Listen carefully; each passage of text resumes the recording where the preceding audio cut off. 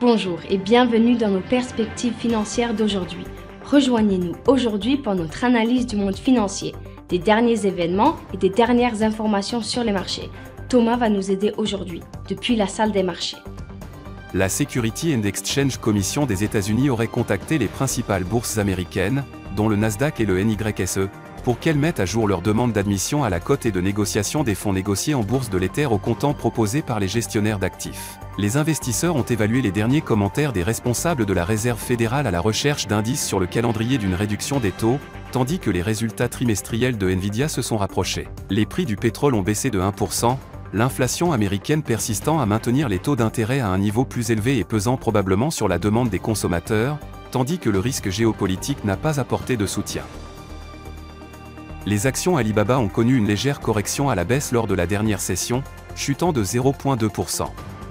L'indicateur Williams donne un signal haussier. Le cours de euro-dollar est resté largement inchangé lors de la dernière session.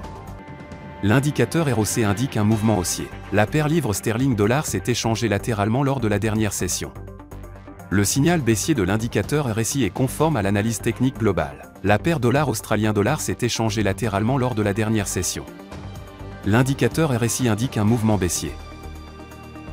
Les demandes MBA de prêts hypothécaires des États-Unis seront publiées à 11h GMT, l'investissement étranger dans les actions japonaises du Japon à 23h50 GMT, le rapport mensuel de la BUBA de l'Allemagne à 10h GMT. L'indice de référence des prix à la consommation de la Grande-Bretagne sera publié à 6h GMT, l'indice des prix à la consommation de la Grande-Bretagne à 6h GMT, l'investissement en obligations étrangères du Japon à 23h50 GMT.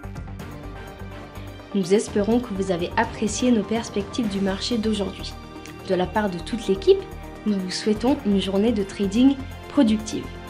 N'oubliez pas de nous rejoindre la prochaine fois pour toutes nos analyses des derniers événements et nouvelles sur les marchés financiers.